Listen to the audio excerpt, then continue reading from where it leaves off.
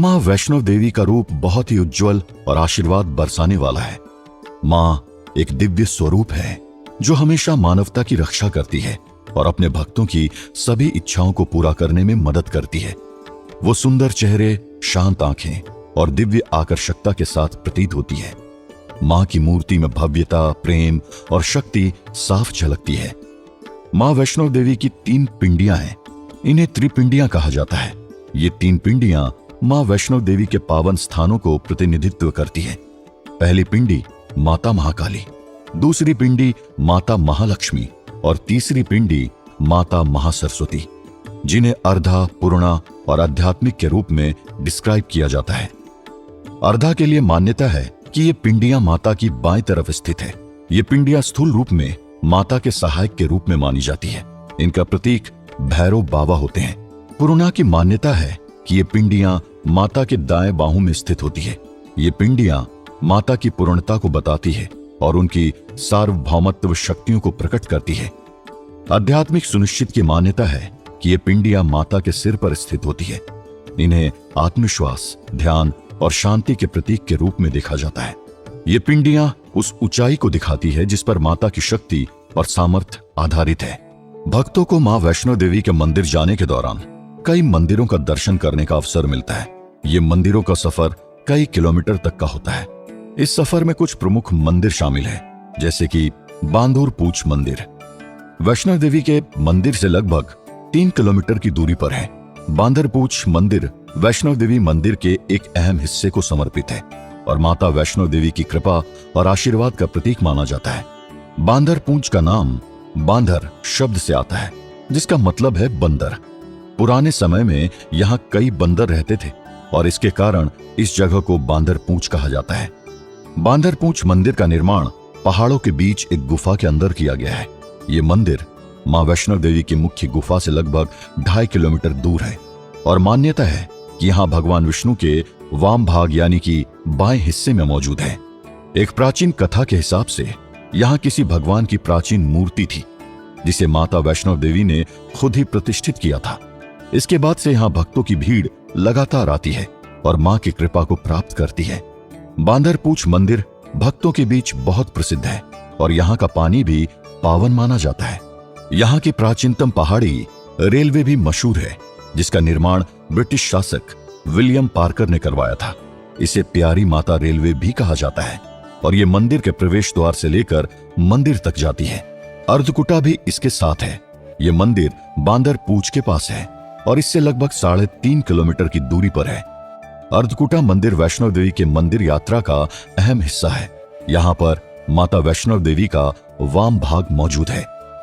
एक प्राचीन कथा के अनुसार एक समय देवी वैष्णो ने भगवान विष्णु के वाम भाग में यानी कि बाएं तरफ समाकर भक्तों को आशीर्वाद देने का निर्देश दिया था।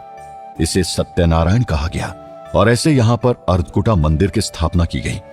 अर्धकुटा मंदिर का निर्माण गुफा के अंदर किया गया है और यहाँ पर मां वैष्णो देवी की मूर्ति स्थापित है। यहाँ पर प्राचीन पत्थरों से बना मंदिर है जो प्राचीन कलाकारों की कला को दिखाती है। यहाँ पे अर्धकुटा मंदिर का दर्शन करने के बाद भक्तों को आनंद और शांति का अनुभव होता है। इसके बाद आता है जैमा मंदिर। ये मंदिर भी मां वैष्णो देवी के मंदिर के रास्ते में है।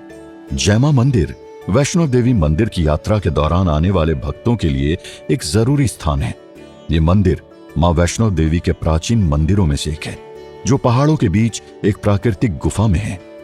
कहानी के हिसाब से जैमा मंदिर का निर्माण भगवान विष्णु और देवी लक्ष्मी के एक भक्त जम्बू ने की थी, जिन्होंने भगवान विष्णु की पूजा की थी और फिर उनकी इच्छा के आधार पर मंदिर बना।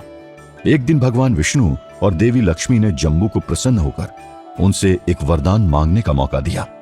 जम्बू ने मांगा कि वे हमेशा उनके साथ रहे। प्रसन्न होकर भगवान विष्णु ने जम्बू की मांग स्वीकार की और उन्होंने अपनी महालक्ष्मी के साथ एक प्राकृतिक गुफा में विराजमान होने का निर्देश दिया। जैमा मंदिर उसी प्राकृतिक गुफा में मौजूद है। जैमा मंदिर में मां वैष्णो देवी की प्रतिमा स्थापित है और यहाँ पर भक्तों को धार्मिक आत्मा के साथ शांति और समाधान का एहसास होता है। भैरव बाबा मंदिर की महिमा भी अलग है। ये मंदिर भी दर्शनीय स्थलों के रूप में माना जाता है और वैष्णो देवी के मंदिर के पास ही स्थित है। जो मां वैष्णव देवी की पूजा में अहम भूमिका निभाता है। कहानी के अनुसार भैरव बाबा एक अद्भुत संत थे जो मां वैष्णव देवी के भक्त और सेवक थे।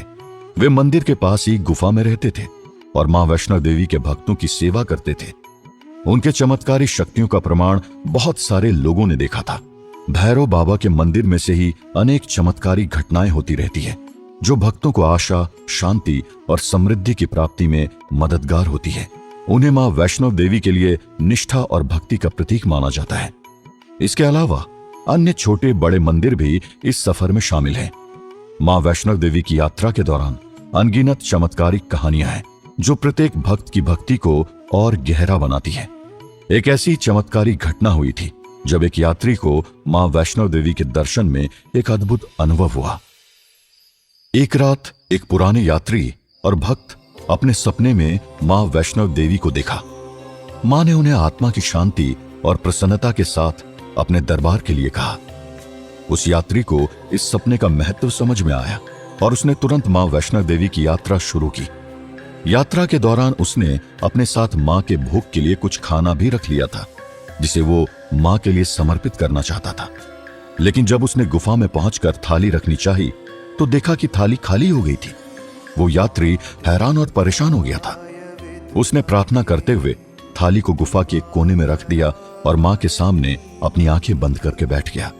लेकिन अचानक जब उसने फिर से थाली को देखा तो उसमें भोग भरा हुआ था।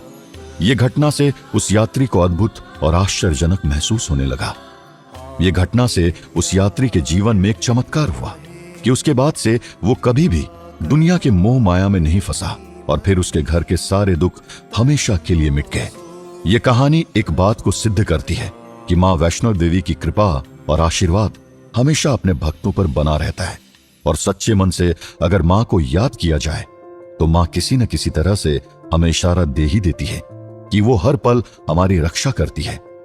मालिनी को इस बात का एहसास हो चुका था, लेकिन फिर कुछ ऐसा हुआ जो मालिनी के लिए उसकी जिंदगी को बदल देने वाला था।